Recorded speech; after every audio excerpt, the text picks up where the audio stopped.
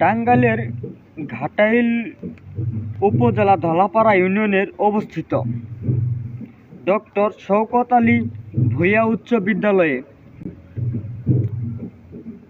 এক ক্লাস 9-এর ছাত্র তার শিক্ষিকাকে নির্যাতন করে শারীরিকভাবে, চর থাপড় ঘুষি মারে।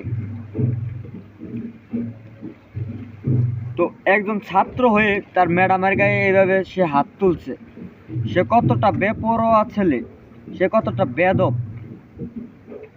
তো ওই ছেলেটার জন্য, ওই ছেলের ফ্যামিলির জন্য ভয়ে ওই ম্যাডাম নাকি স্কুল ত্যাগ করতে বাধ্য হচ্ছে। সহজ সরল ম্যাডাম, অনেক সহজ সরল মানুষ, সমস্ত ছাত্রছাত্রীরাই জানেন। তো এই যে ছেলেটা মারধর করছে ম্যাডামকে, ক্লাস 9-এর ছাত্র, ওই ছেলের বাবা হচ্ছে ওই স্কুলেরই, ওই বিদ্যালয়েরই দত্তরই। তো যে ঘটনাটি ঘটছে সেই ঘটনাটি ওই ম্যাডামের মুখ থেকেই আপনারা সবাই শুনেন, দেখেন ভিডিও ফুটেজটি। এমন এক ঘটনা ঘটছে যা এখন আমার বলতেও লজ্জাজনক। কিভাবে বলবো আমি নিজের ভাষায় বুঝতে পারতেছি না। আমার প্রতিষ্ঠানে আমার আসতেও এখন লজ্জাজনক। কোনো শিক্ষক যদি কোনো ছাত্রের হাত থেকে এভাবে নির্যাতিত হয়, অত্যাচার শিকার হয়, মার ঘুষি চর থাপ্পড় এসব খায়, তাহলে ওই শিক্ষকের মনে করেন সমাজে মুখ দেখানোর মতো ক্ষমতা থাকে না। আজকে আমি তারই একজন শিকার। আগামীকালকে একটা এমন ঘটনা ঘটছিল, গতকালকে সেই ছেলেটা আমার কাছে পড়তো, আরো 3 জন আমার সাথে একসাথে পড়তো। তারা কিছুদিন আমার কাছে পড়ছে, পরে হঠাৎ করে প্রাইভেটে যায় না, তাদের বেসে একজন সাথে যাইতো। সে হঠাৎ করে বৃষ্টির দিন একদিন আমার কাছে গেছে, যে বলতেছে ম্যাডাম প্রাইভেট পড়বো, আসছি আমি। পরে আমি বললাম যে আর বাকি 2 জন আছে, ওই বাকি 2 জন কোথায়, ওই 2 জনকে নিয়ে আসো। ওই বাকি 2 জন ছাড়া তো এইভাবে পড়ানো যায় না, অনেক কষ্ট হয়ে যায় একা একা পড়াইতে। তো ছেলে বললো, স্যার ম্যাডাম মেহেদি আসে না তো, দপ্তরির ছেলে, ম্যাডাম আপনি একটু তারে ফোন দেন, ফোন দিয়ে আপনি একটু জিজ্ঞেস করেন যে কেন আসে না। পরে আমি বললাম যে আচ্ছা ঠিক আছে দাও, আমি ফোন দিছি। ফোন দিয়ে বললাম এইভাবে যে আসো না, সায়েন্সের পড়া তোমরা তো পারবা না, একদিন স্কুলে আসো, 7 দিন স্কুলে আসো না, কিভাবে পড়বা? যদি পরীক্ষায় ফেল করো তাহলে কিন্তু আমি পাস করাই দিতে পারবো না। তোমার আব্বা হাজার রিকোয়েস্ট করেও যদি যে আমার ছেলেটারে পাস করাই দিন, আমি কিন্তু তোমার পাস করাই দিব না। তারপরে উত্তরে সে আমার জবাব দিল, ম্যাডাম আপনি কেমন ক্ষমতা, আপনি আমার ফেল করায় দেওয়ার, আপনি করায়েন। আমি এটা শুই না, তখন আমার খুব খারাপ লাগছে, একটু মনে কষ্ট পাইছি। তখন আমি বললাম যে আচ্ছা ঠিক আছে বাদ দাও, তোমাদের আমি আর পড়াবো না, তোমাদের আর পড়াশোনা করতে হবো না, আমি আর পড়াবো না। এই বিষয়টা নিয়ে আমি আর স্কুলে হেড স্যারও বলি নাই, কোনো টিচারদের কারো সাথে শেয়ার করি নাই, যে থাক বাচ্চা মানুষ বলছেই তো ওদের আমি পড়াবো না, ওরা যদি ভালোভাবে পড়াশোনা না করে তাহলে আমার করার কিছু নাই, থাক। এটা নিয়ে সেই স্কুলে এসে বিভিন্ন ছেলে মেয়েদের সাথে আমার নামে বদনাম গায়, যে ম্যাডামে ভালো করে পড়াইতে পারে না, এই জন্য ম্যাডামের কাছে আমরা পড়া বাদ দিছি। তো এই যাদের কাছে বলছে সেই ছেলেমেয়েরা আমার মাঠে আইসা অনেকগুলো আমার বলছে, তখন আমার খারাপ লাগছে। তখন আমি ছেলেটারে ডাক দিয়া যে মেহেদি শোনো, তুমি আমাকে এইসব কথা বলো কেন? একটা ম্যাডামের কাছে তোমার পড়তে নাই ভালো লাগতে পারে, পড়বা না, ভালো কথা, পড়াশোনা করবা না, তাই বলে তুমি ম্যাডামের নামে এইসব বাজে বাজে কথা বদনাম করবা, এগুলো তো ঠিক না। তো বললাম ওখানে ক্লাস 10-এর স্টুডেন্ট 2 জন, রাহাত আর খালিদ, ওরা 2 জন ওইখানে উপস্থিত ছিল।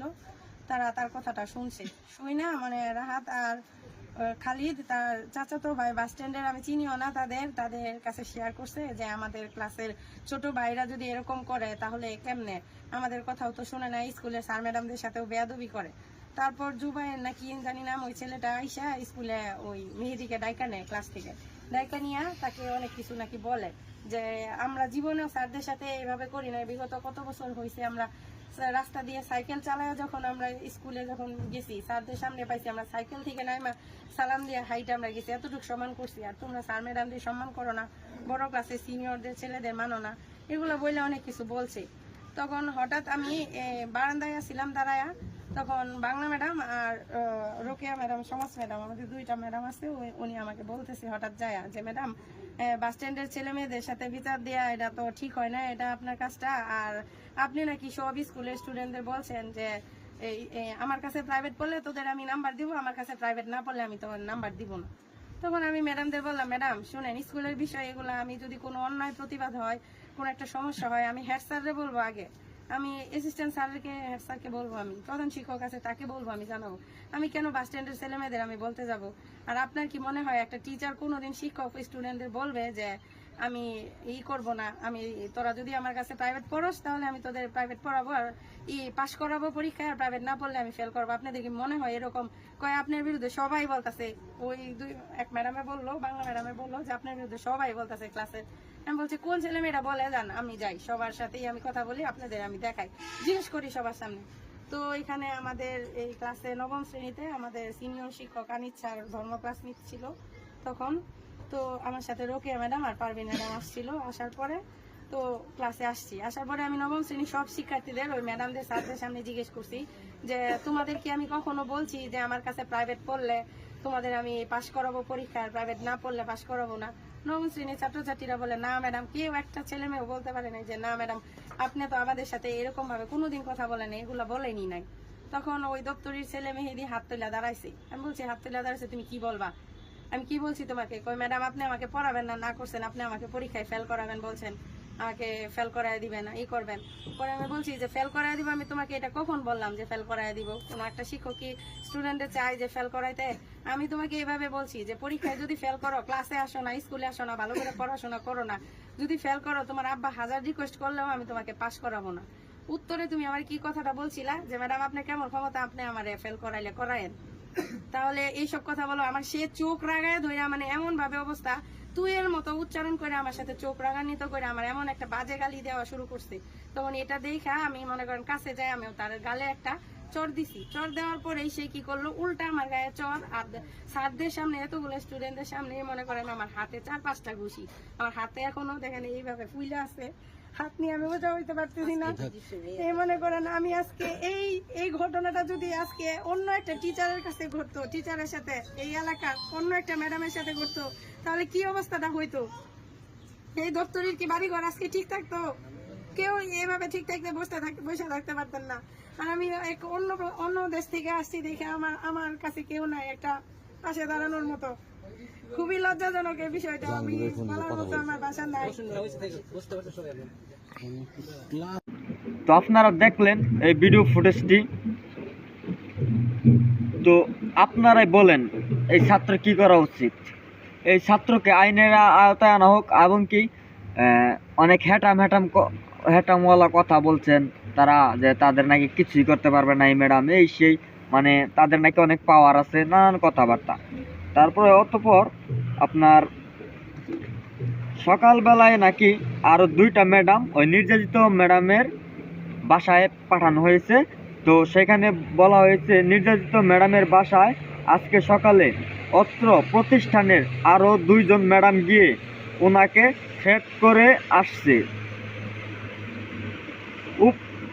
উপরে বিচার নিয়ে গেলে কিছুই করতে পারবে না, বিদ্যালয়ের কোনো শিক্ষক ও ম্যাডামের পাশে থাকবে না, এবং কি ওই দপ্তরিকে ম্যাডামরা নাকি তেল মেরে রাখে।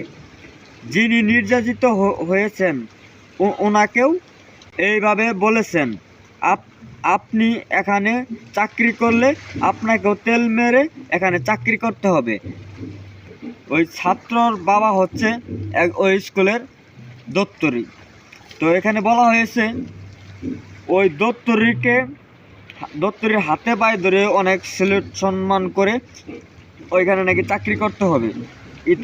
অনেক ম্যাডামরাও নাকি, যে 2জন ম্যাডাম গেছিল ওই ম্যাডামরাও নাকি ওইভাবে চলে। তো ওই ম্যাডামকে ওইভাবে চলতে বলছে। আর উপর নেবে যত উপরে বিচার নাকি কার্যকর হবে না, এরকম মন্তব্যই করেছেন। তো আমি চাই এই ছেলে যে হাত দিয়ে ম্যাডামকে, শিক্ষিকাকে টাচ করেছে, নিজের শিক্ষককে, ওই ছেলের হাত কেটে দেওয়া হোক।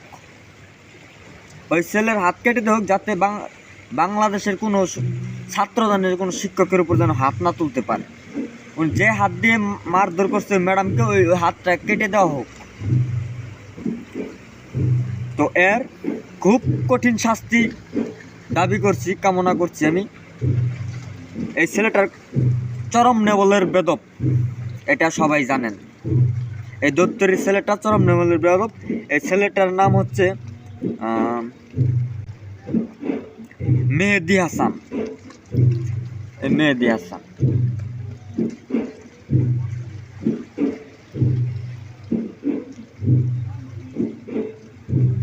তো এই ছেলেকে প্রশাসনের আওতায় নেওয়া হোক এবং এর চরম লেভেলের শাস্তি দাবি কামনা করছি আমি। তো সবাই ভালো থাকবেন, সুস্থ থাকবেন। আসসালামু আলাইকুম।